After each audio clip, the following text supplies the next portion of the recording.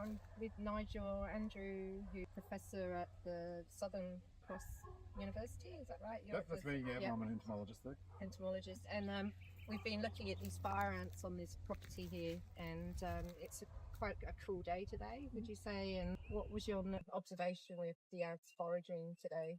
Oh, they're not foraging. I mean, with this sort of weather in winter, ants generally are basically maintaining their nest. So across the board, for fire ants, but also for a lot of native ants, any wintertime or cool weather means that they're just in nest maintenance mode. Right. So you find that when you look at the top of a nest, you don't usually see any ants active on the top. Sometimes there is.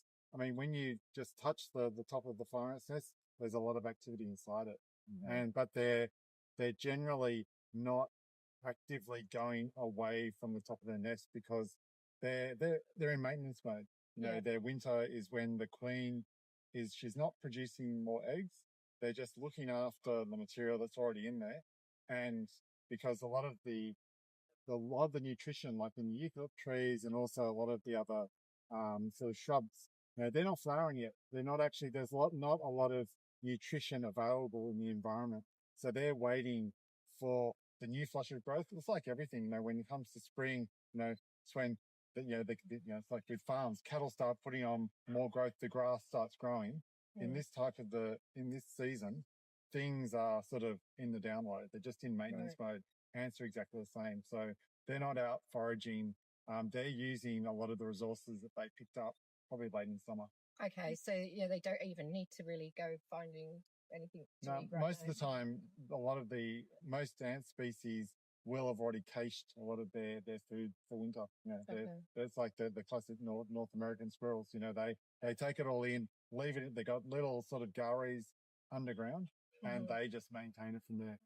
So, So, do you think if we treated this paddock today with the traditional baits that they're using, the pyriproxyfen or the S-methoprene, that it would be very unlikely that the queen ant would even get the bait at all? Yeah, because she doesn't need to be fed because she's not producing eggs. So the energy she needs is just to maintain her body. So she's using a lot of her the energy that she's already taken up at the later in the summer seasons. So any baits that if ants are foraging at this time of the year, they're probably taking the worker ants will be taking any of the baits for themselves probably, but they're very unlikely to be feeding them back to the queen, very unlikely to be feeding them back to the larvae. That happens in spring. That happens when the environment picks up, things start to grow, the ant nests themselves will be in growth. This is all maintenance period. So what you're saying, it's not necessarily even about the actual temperature itself. It's the fact that the environment itself has got a lot of things that dive down in the environment as well. Yeah, it's winter, so it's you've got the seasonal growth, and you have you have to mow your grass less often in winter, and basically something like that's a good analogy to say when your grass starts growing and you have to mow it once a week. Or a bit less if you want it to grow longer. That's a good surrogate for the environment. So if you don't have to mow your grass for a couple of weeks, and you're only getting the weak stuff, the environment. That's a good analogy for the environment. Everything is on the it's just in maintenance mode. There's a little bit of growth, but it's everything is using the energy that they stored in late summer. Right. Okay. Oh, well, thanks for sharing that with us. Also, just one other thing I wanted to ask was we spoke about bait stations and how like when they treat termites, you use the bait stations, and it means that the chemicals are contained within a certain area so that other animals can't necessarily get to it. Are you saying of bait stations that can be used for fire ants, or I know of colleagues in the US are trying that. So they're putting the bait into subterranean means. So it basically goes into the soil, and the access that they're trying to use is small enough only allowed to allow fire ants in. a lot of our Australian, native ant species, but most other insects, they are relatively large. Some of the worker fire ants are really tiny. Yeah. And most of our, very few of our native species are that small and also highly aggressive. So the thing is, when you put base stations into the ground, the subterranean base stations, fire ants, if they're actually on the site, they're most likely to get to that base station first. So even if you have other smaller insects there, the fire ants are more aggressively going for it. And so that if fire ants are in the area, then they're probably the first ones to get to. They generally get to any sort of bait station first. So that could be an alternative to the broad scale baiting, where they're just putting the baits like literally everywhere on the soil and on the ground. I was wondering if that could be a safer alternative for landowners that want to live organically and more chemical sensitive. Well, it's a safe alternative for not only people who want to live organically, but pretty much the environment, because when you do broad spectrum movement of chemicals, everything can pick them up. Yeah. So, particularly if grasshoppers can pick them up, and then they can then, if grasshoppers they'll get killed, they'll go up the food chain. If you have native ants in the area and not fire ants there, the native ants will pick it up, and they will then be taken out of the environment. So if fire ants do come in, then they've got free reign of the environment. Yeah. If there is a ant species like meat ants, they might be highly competitive. So if they've taken up the actual bait and they've been taken out pre-fire ant sort of invasion, but then the fire ants do invade again in a couple of months' time, then they get a free environment to sort of move into. So it's any way that you can be, if you target a pest like a fire ant, any targeted method is more labor, but you have a high hit rate. Yeah. And it comes down to doing a broad scale treatment is, there's a low hit rate for it, and you get it into environments where the fire ants might not be foraging. So you've got to be the best way to target any pest species is to know where it is and target it explicitly. Yeah. And do you have any? You were saying about the helicopters and aerial baiting. Did you think that it's not actually that effective to bait by helicopters, or what? If you've got like a couple of hectares and they're just completely there and they're there, that it would be effective. But if you don't, unless if the helicopter is in an environment where the fire ants aren't actively foraging, it's doesn't really work that well. Because they cover a lot of areas. But again, I don't know what the hit rate is. I've actually, the success rate of putting out that much bait, how many fire ants are going and picking up the bait, taking back to the nest. I would say it does a broad area, but it's a very low hit rate. And that's the trade-off that you've got, is that you've got a low hit rate. Therefore, for the X percentage of bait that isn't taking up, what's happening to that? Yeah. And that's that's obviously the issue with that's one of the problems, is that if the bait isn't being taken up, what's it doing in the environment? Where is it going? If it's going into waterways, or if it's going other species are taking it up, that's the data we need to make a good decision about how useful things are.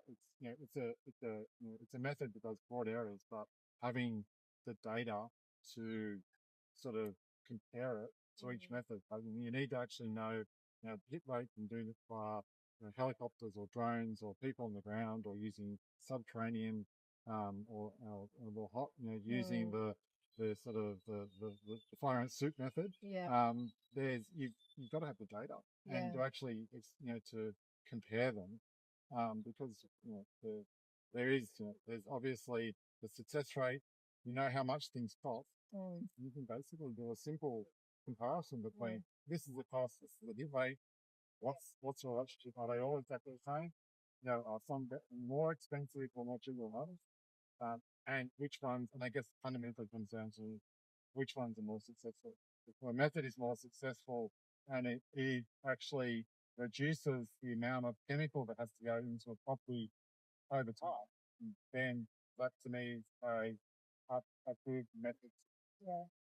Yeah. And for me as a property owner, I would probably be happy to use a bake station if there was no choice. I mean, obviously, if I had fire ants, I would prefer to use a hot water method treatment because you can see an immediate response. And so far, what we've seen here, it's been a pretty good success rate. But if there were no choice other than to have broad scale baiting on the property, I think property owners would be willing to consider the safer alternatives, such as putting it in a bait station so it minimises the amount it goes into the soil, into the water. So that is a proposal that I would like to take forward, for a safe alternative. Yeah.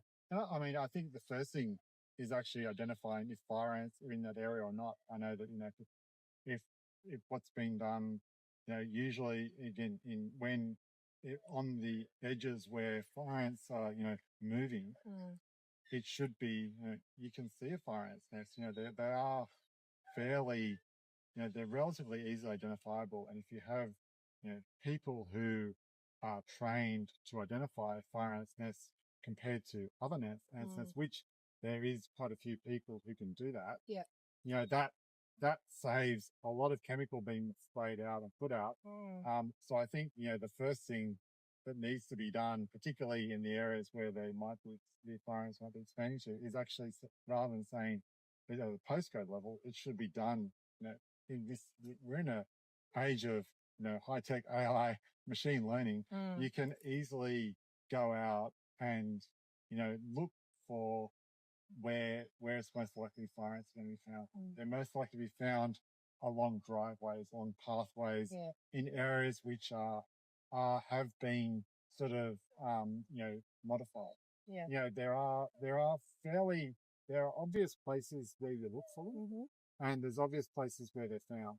So they're the key places. And, if there has been movement of farm products, farm machinery, that's when, you actually have it in, farm, landowners have it, in their head. Make sure I go out and see if they're there after, I've got a bale of hay. There's the, rather than actually just relying on chemicals for everything, there's basic sort of, management.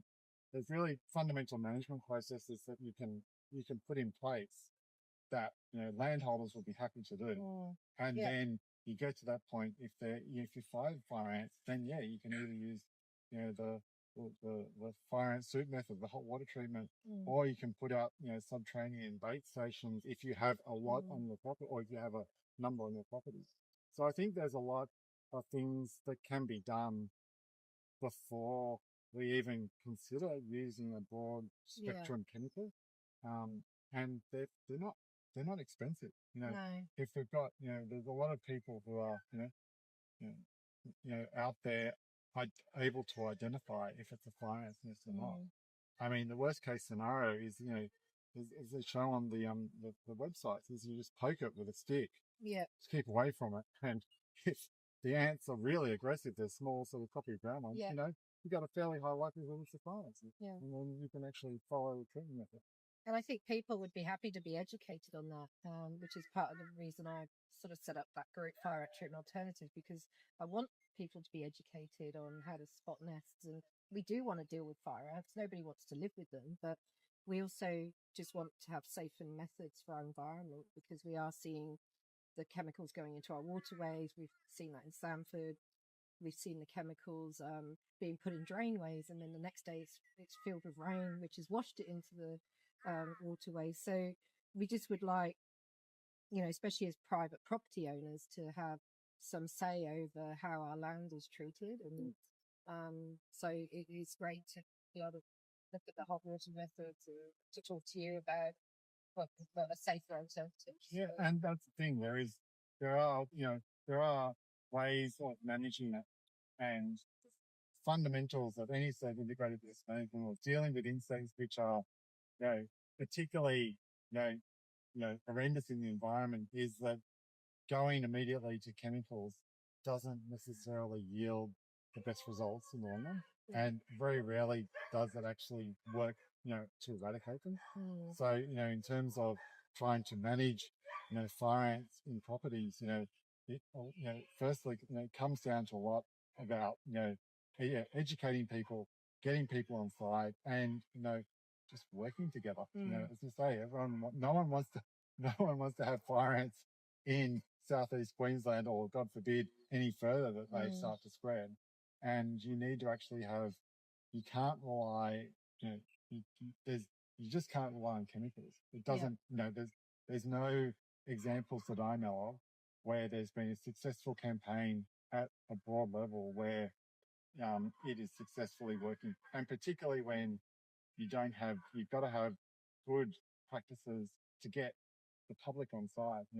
It's one thing to have, a great public outreach, but you also actually have to, on the ground, have people on side, and people with, a wide variety of views about what they want or do not want on their property. Because just because you've got a barbed wire fence up or an electric fence up or any sort of fence up, fire ants move across that. They don't care. But there is, people have the right to want, to live on their properties in a safe and harmonious way, because that's why they live there. So there has to be a way to bring, if this is to be a successful eradication program, the community has to be part of the process of making the decisions. Rather than, and that's